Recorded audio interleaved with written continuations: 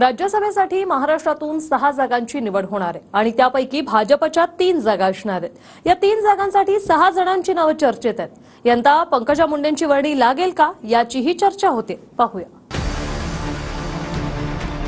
राज्यसभेत महाराष्ट्रातून 6 लोकांना पाठवलं जाणार आहे। त्यासाठी प्रत्येक पक्षामध्ये इच्छुक नेते फिल्डिंग लावतात।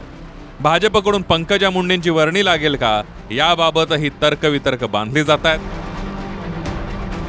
27 फेब्रुवारीला देशात 56 जागांसाठी राज्यसभा निवडणूक होणार आहे। त्यापैकी महाराष्ट्रात 6 खासदार राज्यसभेवर जाणार आहेत।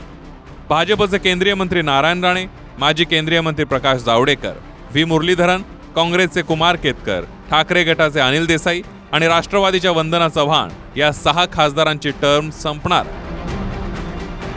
राज्यसभेसाठी भाजपच्या 3 जागा असल्यामुळे या 3 जागांसाठी 8 जणांची नावं भाजपनं पाठवली आहेत, ज्यामध्ये नारायण राणे, विनोद तावडे, विजया रहाटकर, अमरीश पटेल, माधव भंडारी, चित्रा वाघ, हर्षवर्धन पाटील आणि संजय उपाध्याय या 8 जणांची नावं आहेत। यापैकी 3 नावांवर शिक्कामोर्तब होणार आहे। यादीमध्ये पंकजा मुंडेंचं नाव नाहीये। काही दिवसांपूर्वीच पंकजा मुंडेंनी फडणवीस यांची भेट घेतली होती।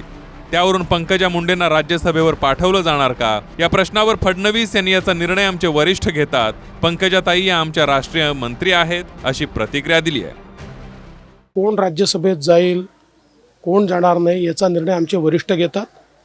पंकजाताई या आमच्या राष्ट्रीय मंत्री आहेत, त्यामुळे त्यांना राज्यसभेत पाठवायचं का त्यांना लोकसभेत पाठवायचं की त्यांना कुठलं पद द्यायचं या संदर्भात जो काही निर्णय असेल तो निर्णय केंद्रीय पार्टी घेईल आणि मला हा विश्वास आहे की चांगला निर्णय घेईल। याचा निर्णय केंद्रीय पार्लमेंटरी बोर्ड घेणार आहे।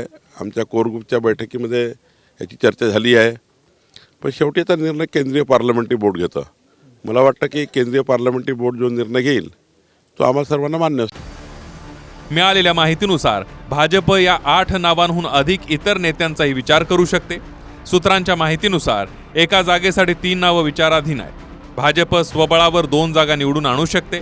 3ऱ्या जागेसाठी त्यांना एकनाथ शिंदे यांच्या शिवसेनेची गरज आहे, तर 4थ्या जागेसाठी महाविकास आघाडीची मतं फोडावी लागतील। सध्या भाजप 3, अजित पवार यांची राष्ट्रवादी 1 आणि एकनाथ शिंदे यांची शिवसेना 1 अशी निवडणूक होऊ शकते। तसंच महाविकास आघाडीचा 1 उमेदवार निवडून येऊ शकतो। मात्र भाजपचं लक्ष 4थ्या जागेवर आहे। 4थ्या जागेसाठी काय घडतं हे पाहणं महत्त्वाचं ठरणार आहे। Bureau report, TV9 Marathi.